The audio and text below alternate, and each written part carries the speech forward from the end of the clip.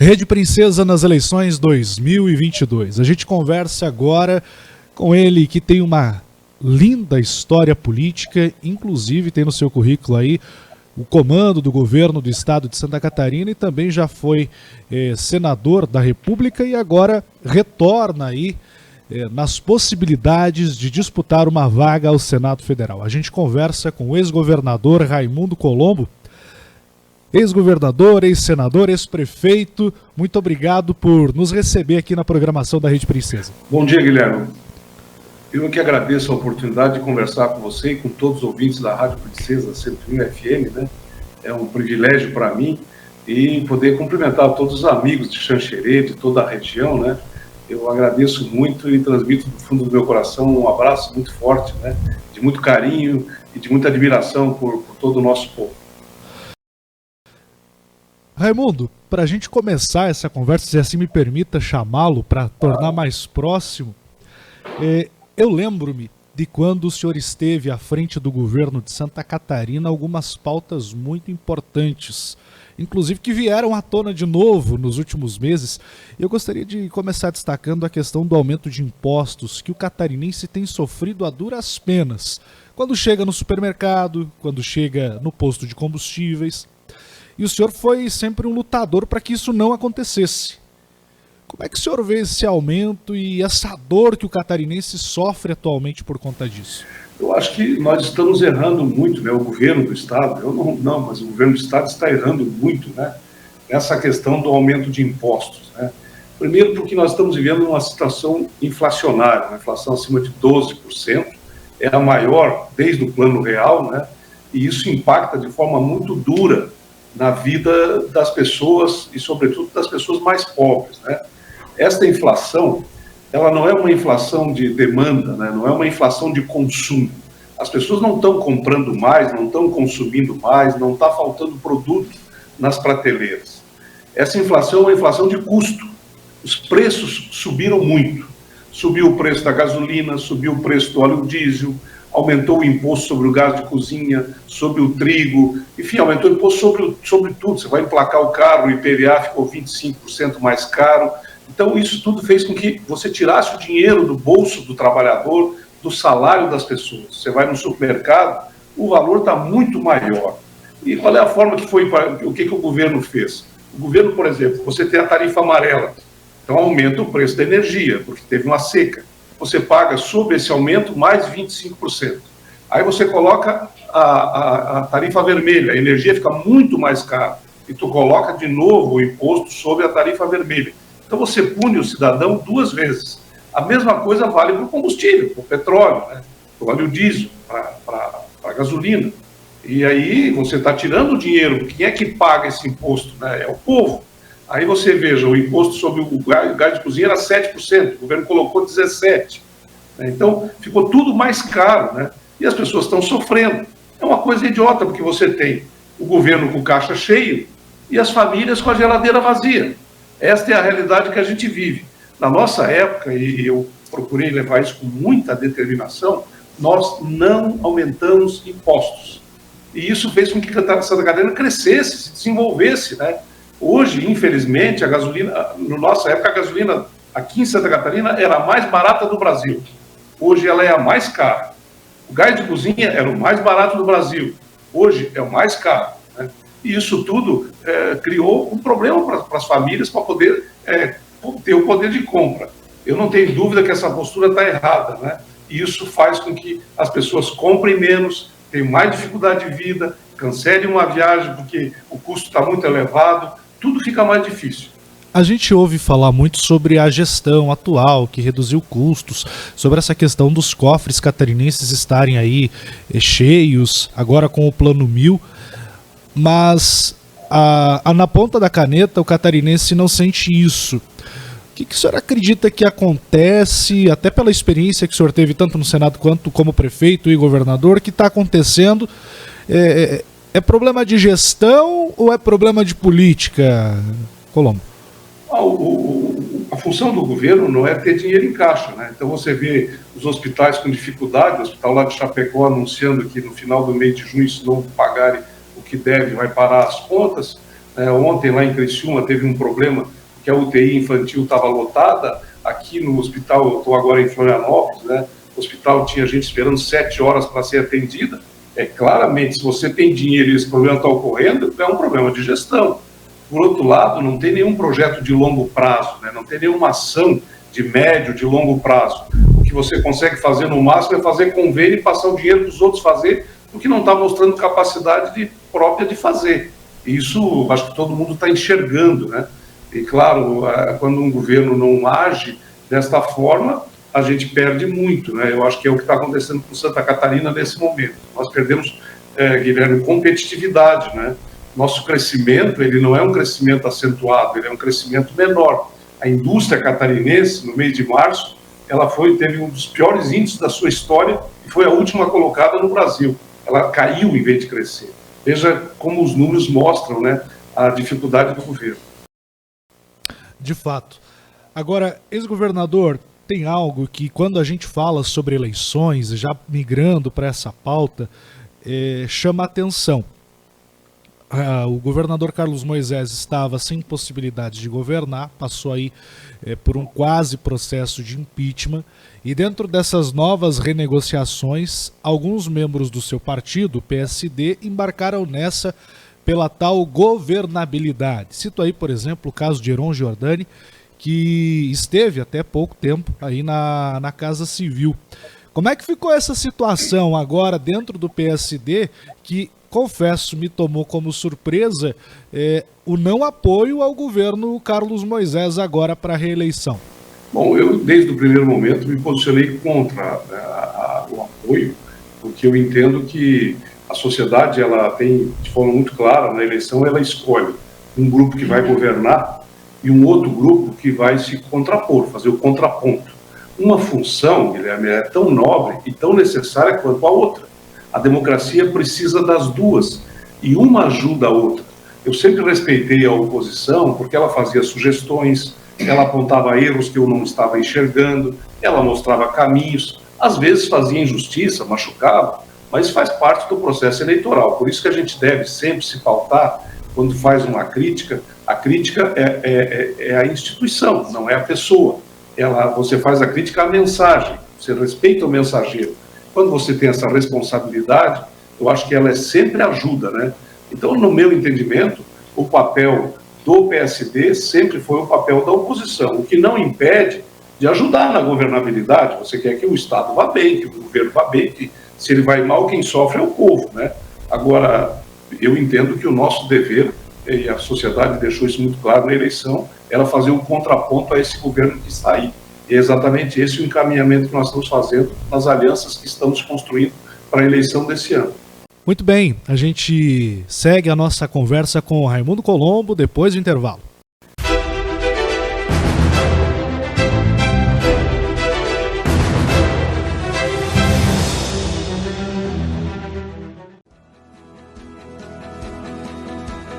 A Embrava Empreendimentos vem com muita força e estrutura no ramo da construção civil na cidade de Xanxerê. Esta linda casa acaba de ser entregue aos seus proprietários. Conheça um pouco mais dessa obra.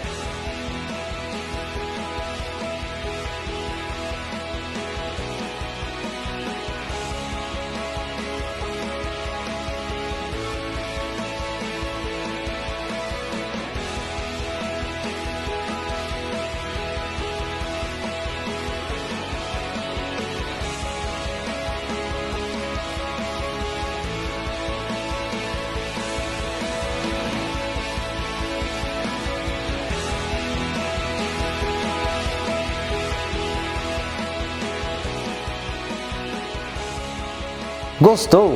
Podemos fazer o mesmo para você. Se você ainda não tem terreno, possuímos várias opções de terrenos para realizar seu sonho. Eu, Luiz Moura Corretor, terei o prazer em lhe auxiliar do início ao fim da sua obra.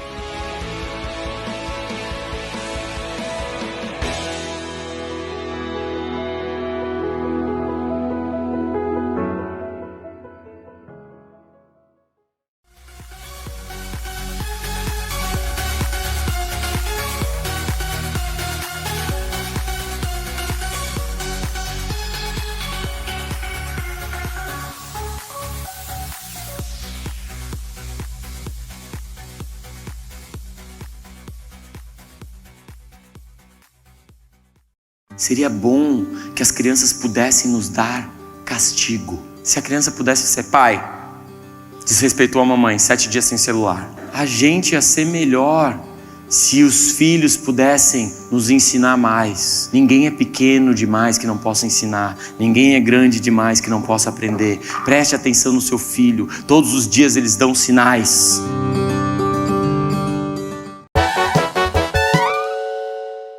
Eu sou Fabiano Cambota, apresentador da Culpa é do Cabral. Passado um tempo, você resgata o ótimo da paixão. A pior história da minha vida acontece em 1999. Complete a frase. O Cambota é meu amor.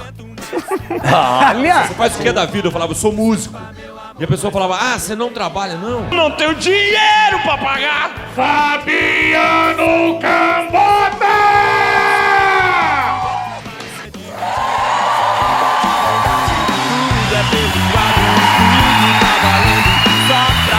Diante da sociedade.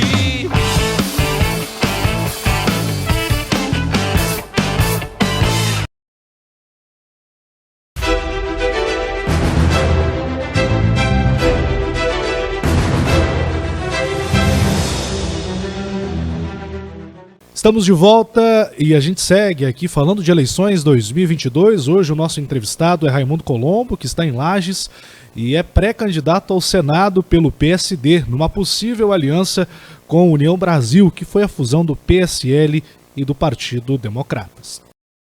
O senhor teve essa experiência na última eleição e eu aproveito essa pergunta para falar sobre o pré-candidato do MDB, porque houve aí algumas conversas de que o PSD, junto com a União Brasil, apoiariam o pré-candidato MDBista, que é esse sangue novo também que o senhor falou, apesar da experiência que tem na vida privada, assim como o senhor. Chegou-se a ter de fato essa conversa com o MDB ou não? Não, nós temos conversado com o PMDB, conversamos com a União Brasil, que já se encaminhou, com o PSDB, com o PP, não é? O Podemos, na época, também foi conversando. Todo mundo está conversando com todo mundo, sabe, Guilherme? É uma época... Isso é muito bom, porque você também vê as pessoas que estão do outro lado, que têm uma visão diferente, que estão num outro partido. Isso tudo faz com que você aprenda nessa convivência, né? Eu acho que o segredo é somar. O PMDB, eu não sei ainda o que eles vão fazer, se eles vão lançar o seu próprio candidato, tem uma ala que defende isso, tem uma ala que propõe coligações, então isso está em aberto e pode evoluir. Então agora tem que deixar as coisas correrem, né? Como diz o pessoal, tem muita água para passar por baixo da ponte, porque as convenções, na verdade, elas vão de 20 de julho a 5 de agosto. Então veja, nós temos aí junho e julho, né? 60 dias para chegar no prazo final. E nesse período vai ter muita conversa, muita procura de entendimento, e às vezes se resolve na última hora. Eu entendi que se nós fizéssemos esse encaminhamento agora com a União Brasil, a gente avançava muito mais rápido do que se ficasse discutindo em reuniões internas. Eu acho que nós ganhamos politicamente fazendo esse pré-acordo, esse encaminhamento desde já. Perfeito. O senhor tem uma vasta experiência política e eu gostaria de aproveitar isso, até porque a nossa audiência ela perguntou muito sobre o seu nome, por isso que a gente fez tanta questão de recebê-lo aqui em nossa programação, ex-governador. Quando o senhor esteve no Senado, quando o senhor esteve também na Casa da Agronômica, o senhor defendeu algumas pautas muito contundentes, a gente já falou aqui no começo da nossa entrevista. Chegando lá, quais serão as bases do senador Raimundo Colombo? Eu acho que nós temos desafios muito importantes, sabe, Guilherme? Um deles, né, na área pública, é a questão da saúde, né? Se você observar, nós vamos ter em 2050 mais pessoas no Brasil acima de 65 anos do que abaixo de 17. Isso significa, de uma forma muito clara, a migração para a prioridade das famílias que vai ser a área da saúde. O Estado precisa prover mais de remédios, porque as pessoas com mais idade precisam mais remédio, com esse salário não vão conseguir comprar. Você tem que ter mais leitos de hospitais, mais casas de saúde, mais casas para idosos, lar de idosos, mais programas, né, de saúde preventiva para os idosos, né? Por outro lado, o mundo que se abre é o mundo da tecnologia. Eu, na minha época, na escola, se você soubesse ler e aprendesse as equações de soma, né, você já estava com as coisas encaminhadas, já era alfabetizado.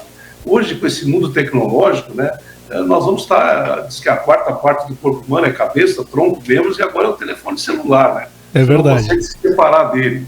Então, esse mundo novo faz com que a educação tenha que se associar a esse desafio e a essa modernidade. Por outro lado, em que pese todo o desenvolvimento que nós estamos tendo, Santa Catarina é a melhor referência disso no Brasil, nós ainda temos dívidas sociais importantes. E eu acho que o Brasil e o mundo todo, nesse período, sabe, Guilherme, eu li muito, eu fiz vários cursos, e a gente está vendo o tamanho do desafio que as democracias têm, que os parlamentos têm. Hoje as pessoas veem com muita crítica a classe política, o poder judiciário, as ações de governo, a crítica ao setor público que não consegue dar as respostas, e na verdade ela já trocou do partido A ao partido B, a ideologia A, a ideologia B. Agora você percebe que não adianta só mudar as pessoas, nós temos que mudar o sistema está errado, e isso precisa de nova legislação, de coragem e de experiência, porque você pode ir lá no Senado e dizer o seguinte: olha, eu fui no governo, fui na prefeitura e essa experiência não deu certo, os resultados não foram bons. Por outro lado, olha esta lei, esse encaminhamento, ele está equivocado, porque lá no governo, quando a gente fazia uma licitação pelo menor preço, ganhava a empresa que não conseguia fazer a obra. Então tem que trocar essa legislação. Eu acho que essa experiência, esse know-how, essa vida que a gente teve nesse período, olhando para o futuro, a experiência vai ajudar muito. Eu acho que essa é a contribuição que a gente pode dar. Eu me senti no dever de me colocar à disposição como pré-candidato, porque a sociedade catarinense me deu um privilégio imenso, né? De ser duas vezes governador, senador, deputado, prefeito 3 vezes. E isso pode ajudar nesse momento de transformação. Eu não tenho dúvidas, isso para mim, né, é muito forte. A sociedade continua querendo mudanças. Ela não vai votar num número, mas ela continua querendo mudanças. E a gente tem que entender isso e procurar entrar nessa sintonia, né, se ligar com esse desejo da sociedade. Muito contundente, principalmente essa questão do não votar em um número. A gente teve essa experiência em nível federal, na onda Bolsonaro tomou conta do Brasil nas últimas eleições. Aqui em Santa Catarina não foi diferente, e nem tudo deu certo com essa questão, né, ex-governador? Sim, eu acho que você vota nas pessoas, nas suas ideologias, né? Inegavelmente o governo tem acertos, tem erros, como qualquer governo em qualquer tempo, mas muitas pessoas que vieram vinculadas, amarradas no número 17, não se mostraram preparadas, capacitadas, né? Muitos deputados estaduais, muitos deputados federais, mesmo senadores que se elegeram em torno de um número, até hoje ainda não entenderam direito o que precisavam fazer lá, e isso não deu um resultado bom. Então, eu não tenho dúvida, as pessoas vão ser mais cuidadosas, mais seletivas, vão buscar mais segurança, né? Essa é a avaliação que a gente tem das pesquisas que a gente faz. Não é um problema só no Brasil também, sabe, Guilherme? Está acontecendo em muitos lugares. Eu dirijo a Fundação de Estudos Políticos a nível nacional do nosso partido, e a gente avalia agora, estava avaliando a eleição da França, a eleição da Alemanha, né, a crise no Peru. Então você vai vendo que esse problema está em todos os lugares, né? A própria guerra da Ucrânia e da Rússia mostra a falta de diálogo, a falta de diplomacia, a incapacidade política de resolver um problema da forma normal, né? E aí vem uma guerra idiota que está lá matando pessoas e fazendo injustiça e criminalidade todo dia, porque faltou exatamente a qualidade do diálogo, né, da diplomacia e, sobretudo, da arte da política. Perfeito. Ex-governador, para a gente finalizar aqui, e fugindo um pouco da nossa pauta, mas foi um fato que chamou a atenção, acredito que inclusive para os membros do seu partido, o pré-candidato nas últimas eleições ao governo do estado, o Gelson Merizio, aqui da nossa terra, da nossa região, saiu do PSD, foi para o PSDB, agora está no Solidariedade declarando apoio ao PT. PSD segue essa linha de ter conversação com o Partido dos Trabalhadores ou não segue o mesmo rumo de Gelson Merizio? Não segue o mesmo rumo. Nós vamos ficar, né, no nosso projeto. A nível nacional, eu sou vice-presidente nacional, Guilherme, nós vamos liberar os companheiros, porque nós não teremos candidato a presidente, nós tentamos ter. Rodrigo Pacheco, presidente do Senado, acabou não dando certo. Tentamos trazer o Eduardo Leite para ser o nosso candidato a presidente da República, também não deu. Então o partido vai liberar seus membros, né, para eles fazerem a escolha em cada estado, mas aqui em Santa Catarina, de forma muito, muito forte, o pessoal não vai fazer aliança com o PT. Perfeito. Senador, já relembrando os tempos, né? Muito obrigado pela sua participação aqui. A gente sabe que é uma jornada longa, muito árdua, principalmente por conta dessa polarização que reflete também aqui no estado de Santa Catarina. Boa sorte nessa empreitada aí rumo às eleições 2022. Eu que agradeço a oportunidade, né, de você e de todos que trabalham aí. Deixo um abraço para o Ivan também, né, para todos vocês. Muito obrigado pela oportunidade. Eu sou muito grato, sempre houve um respeito muito grande, acho que tivemos uma boa convivência, eu procurei contribuir, mas eu recebi sempre de vocês uma atenção profissional muito elevada. A Rádio Princesa é uma rádio que a gente tem muita admiração, tive aí várias vezes, e a próxima vez que eu for para o Oeste, vou passar aí para nós tomar um cafezinho. Será bem-vindo. E eu abraçar você, eu quero que todas as pessoas que estão nos ouvindo, todos os amigos de Xanxerê da região, se sintam abraçados. Eu tenho muito carinho, muita gratidão. Ao longo da minha vida estive muitas vezes aí, convivi muitas vezes, né, com prefeitos. Eu lembro aqui, destaco a figura do Menegola, uma pessoa muito querida, mas tantos outros ao longo de tanto tempo, né? Isso cria com a gente um vínculo muito especial. Eu me lembro visitando o hospital, sonhando sobre a construção, que hoje, graças a Deus, já presta um excelente serviço. Eu me lembro do sonho do contorno, que hoje já está realizado. Tantas coisas que a gente pôde fazer. Eu me lembro da luta em favor do desenvolvimento da suinicultura, da avicultura, sobre a exportação. Quantas reuniões fizemos, quantas coisas boas pudemos fazer. Também tem coisas que tentamos e não conseguimos, mas são os desafios da vida. O importante é a gente ter fé, a gente ter amigos e procurar fazer o melhor. Forte abraço, muito obrigado, que Deus proteja a todos vocês. Fico muito feliz desse nosso encontro. Nós conversamos com o ex-governador e ex-senador Raimundo Colombo, que relembrou também grandes feitos aqui para o desenvolvimento da nossa região. Rede Princesa nas eleições 2022. Há 55 anos, a marca da credibilidade.